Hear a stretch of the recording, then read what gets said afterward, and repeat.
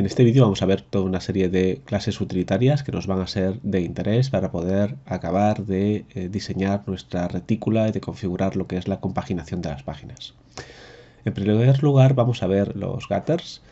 Getters hace referencia al padding o espacio que existe entre las columnas, tanto en horizontal como en vertical. Aplicar las clases asociadas a esta propiedad lo que nos va a permitir es mejorar la distancia, ¿no? Separar todos aquellos elementos que veíamos en el anterior vídeo que habían quedado un poco apelotonados. Como veis aquí, en la documentación de Bootstrap lo que nos dice es que para trabajar los getters horizontales tenemos que utilizar la clase gx seguida de un guión, y a continuación lo que nos propone es utilizar una numeración que va del 1 al 5, de manera que el 1 es un getter de un tamaño del menor tamaño posible y el 5 el máximo aplicable a partir de este framework o de lo que tiene definido Bootstrap. Si os fijáis en el ejemplo, siempre los tenemos que aplicar. Esta clase se aplica junto a la clase row, es decir, se aplica en la columna, para que de esta manera, en la fila, para que de esta manera todas las columnas que están dentro de ella se les aplique ese padding o ese espacio que existe entre columnas. Tenemos el gx para el getter horizontal y por otro lado el gy, siguiendo la misma numeración, también de 1 a 5, para lo que sería el getter vertical, es decir, el espacio entre una y otra en formato vertical. En este caso, pues tanto útil para la versión escritorio, pero sobre todo también para la versión móvil, en el momento en el que esas diferentes columnas pues tienen que pasarse, por ejemplo, a verse en una vista de una única columna. También nos dice que si queremos aplicar al mismo tiempo ese padding tanto vertical como horizontalmente, podemos utilizar la clase guión seguida del número del 1 al 5, de la misma manera que en los casos anteriores, en la clase junto a la clase row, es decir, junto a la fila, para que se aplique a todas las columnas, de manera que esto funcionará tanto en horizontal como en vertical. Es decir, ese número, ese getter de 2, 3, 4 o 5, se va a aplicar tanto en horizontal como en vertical. Si necesitamos el mismo valor en ambos casos, esta sería nuestra clase. Si solo queremos aplicarlo en un sentido o en otro, tendríamos que definir el getter x o el getter y. Si fuesen diferentes valores, también tendríamos que definirlos individualmente. Por ejemplo, si queremos un getter x de 3 y un getter y de 5, tendríamos que definir cada una de estas clases. Recordad que en HTML, dentro de la propiedad o del atributo class, mejor dicho, podemos añadir tantas clases como sea necesario, siempre y cuando dejemos un espacio entre ellas en blanco. Vamos a ver un poco cómo funciona esto. Volvemos a nuestro código fuente. Está tal y como lo habíamos dejado antes, y recordamos que teníamos las clases gx y las clases gy. Fijaos, aquí yo tengo esta fila que contenía estas tres columnas. Dentro de cada una de ellas tenía una imagen, un título y un bloque de texto. Vamos a añadirle a la clase row la clase gx5 y, como podéis ver en el ejemplo de la derecha, se ha ampliado el espacio entre las diferentes columnas, trabajándose en este caso el padding que existe entre ellas. Voy a eliminarlo y fijaos cómo puedo, trabajando valores del 1 al 5, determinar un mayor o menor espacio entre esas columnas.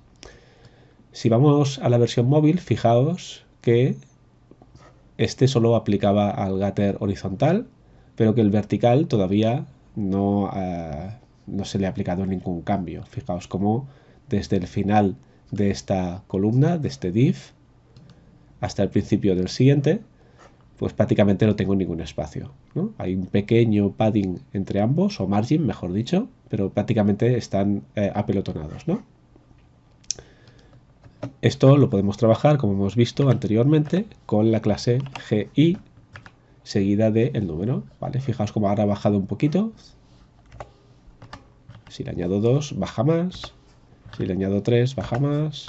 4 y 5, que sería el máximo, ¿vale? Fijaos cómo ahora las columnas están mejor distribuidas tanto en la versión de escritorio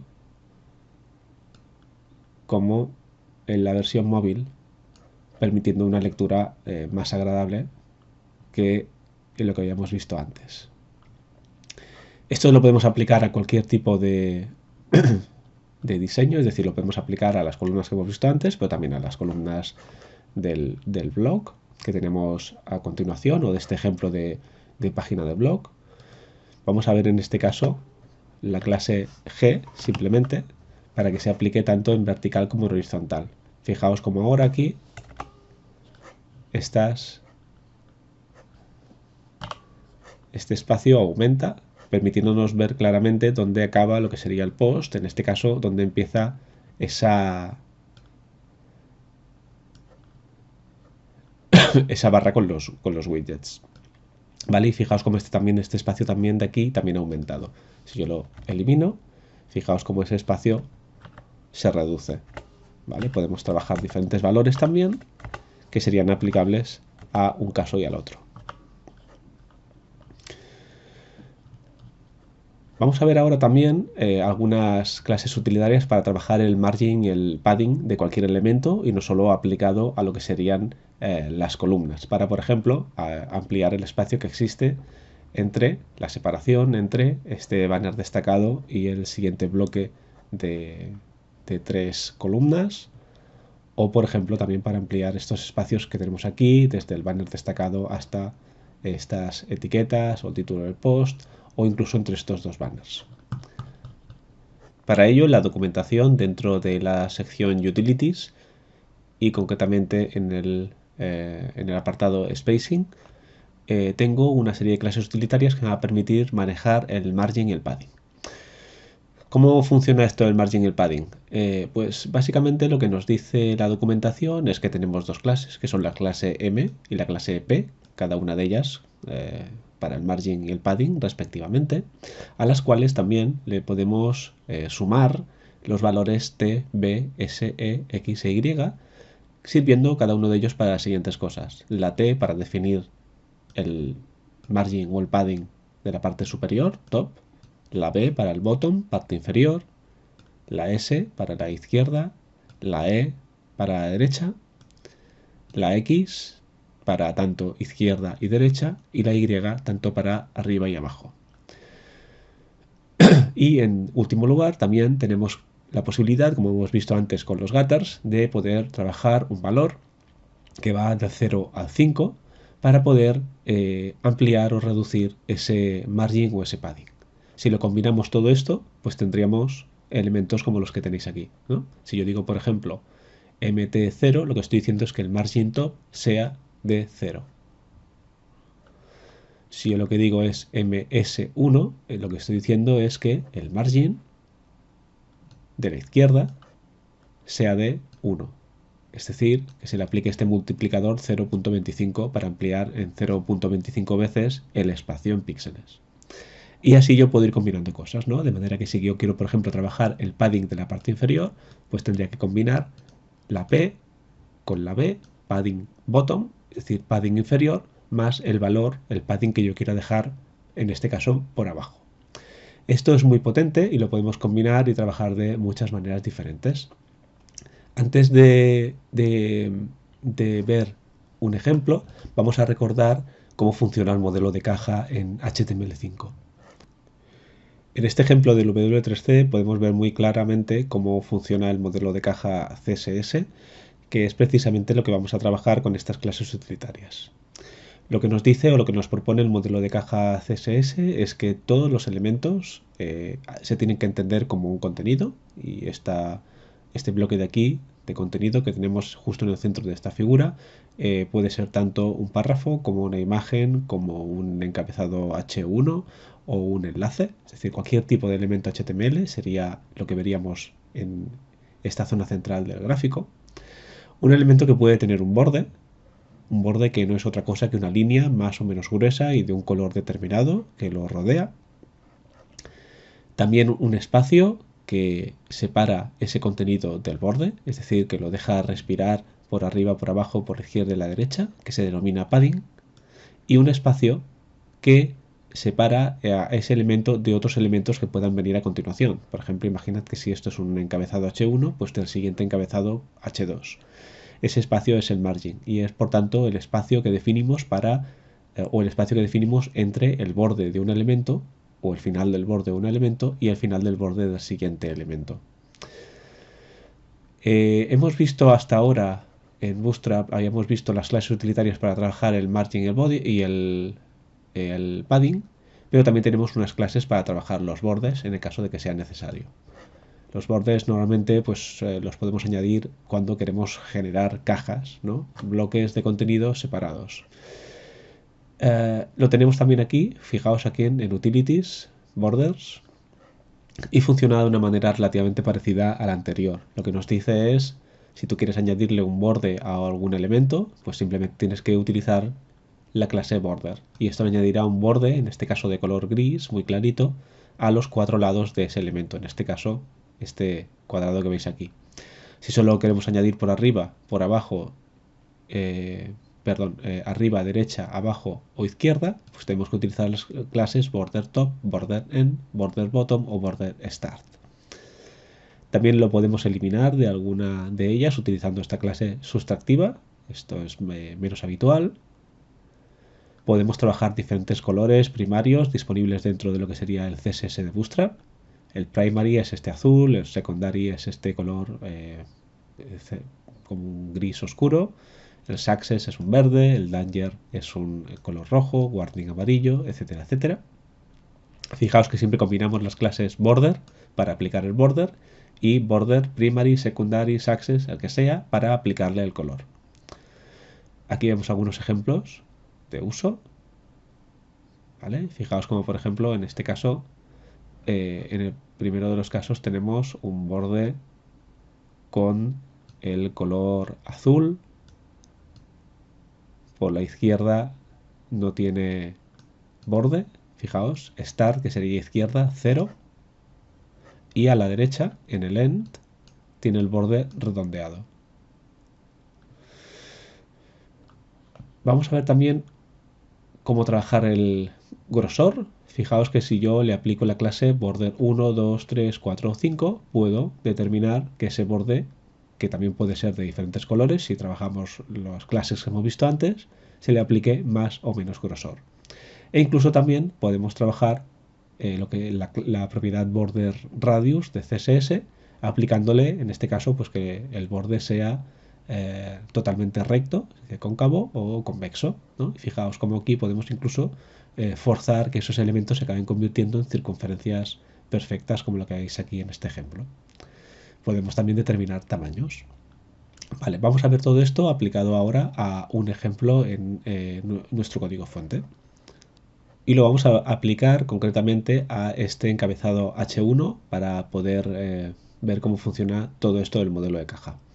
En primer lugar vamos a ponerle un borde, porque así veremos más fácilmente cuando se aplica la distancia entre la distancia del padding y la distancia del margin, entre los elementos que aparecen por arriba y por abajo, en este caso este banner y el párrafo que tenemos a continuación.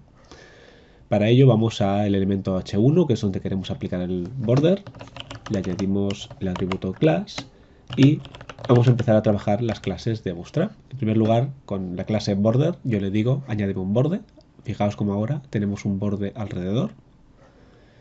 En segundo lugar, yo le voy a decir de qué color quiero el border.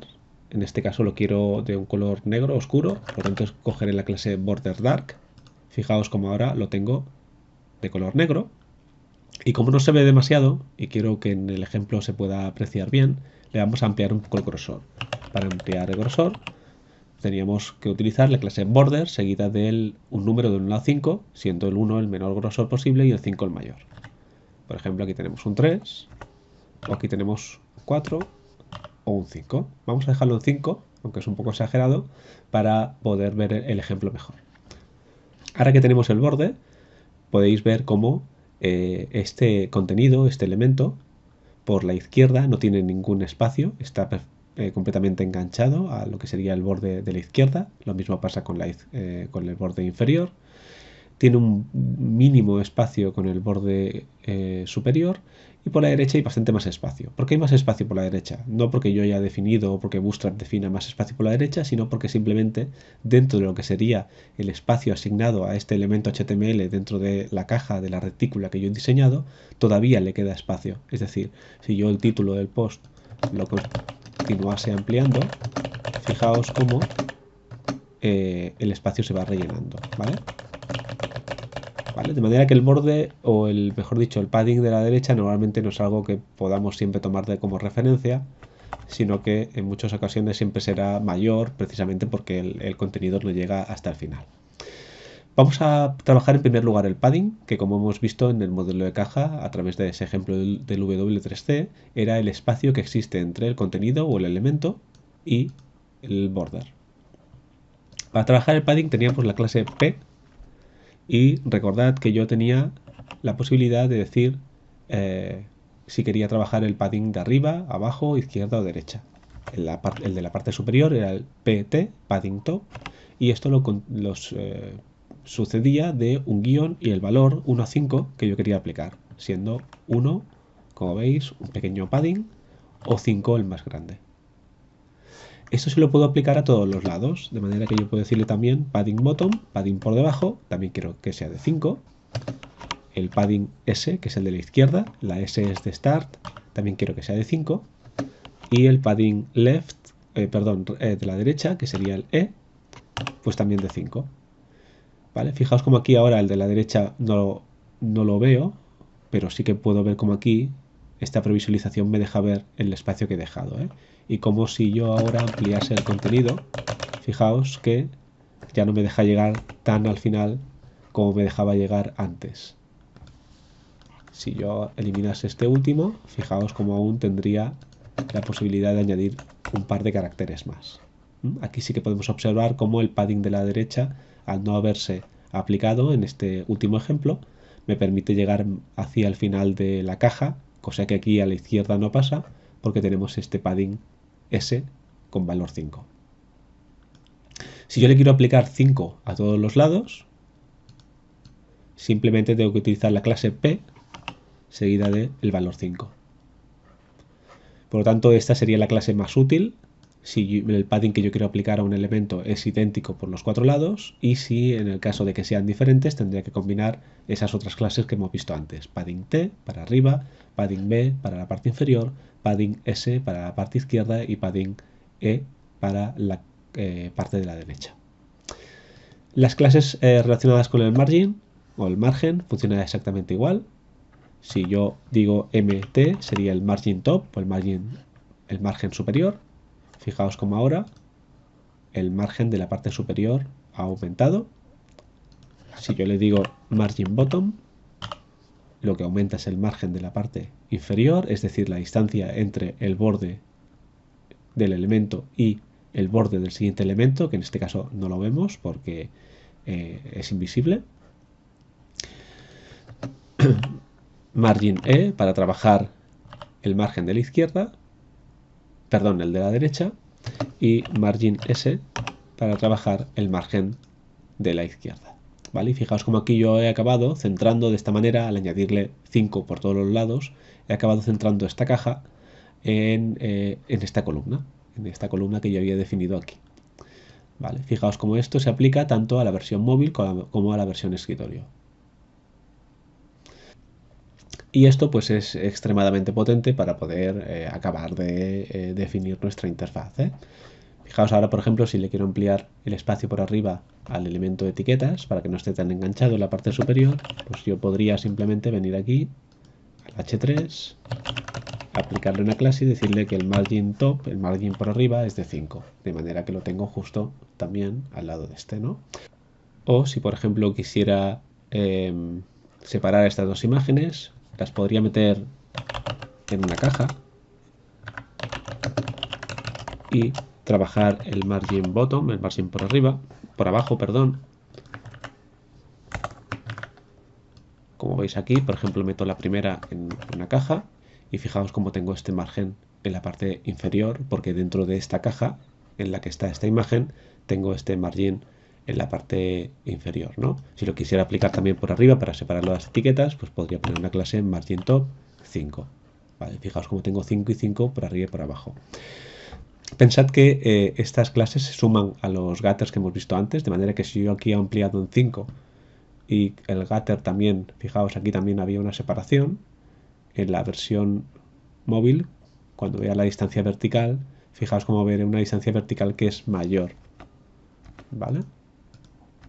Entonces esto un poco tenemos que tenerlo en cuenta con el objetivo de poder ajustar bien esas distancias en todas las diferentes versiones para la cual esté pensado el sitio web. Si queremos aplicar esa misma clase trabajando los margins para separar este banner de estos elementos de aquí, pues vamos al principio del código fuente, ¿vale? Fijaos, aquí tenemos un primer container que es el que abraza este banner, en el que básicamente hay una columna que se comporta idénticamente, ocupando 100% de la interfaz en todas las versiones. Y aquí yo podría decirle, por ejemplo, pues que este container tiene un margin top, un margin bottom, perdón, margen inferior de 5. Fijaos como ahora yo ya tengo pues este banner separado de este otro bloque de aquí. Si yo quisiera que este banner no empezase arriba del todo, enganchado, imaginad que arriba tengo un menú y quiero separar el menú del banner, pues también le podría poner un margin top de 5 y fijaos como ahora pues esta imagen ya no empieza arriba del todo, sino que empieza un poquito más abajo. Y de esta manera pues he conseguido mediante estas clases utilitarias que como veis son muy flexibles, nos permiten adaptarnos a diferentes escenarios, acabar de configurar una interfaz pues que funcione un poco mejor a nivel de lo que serían espacios.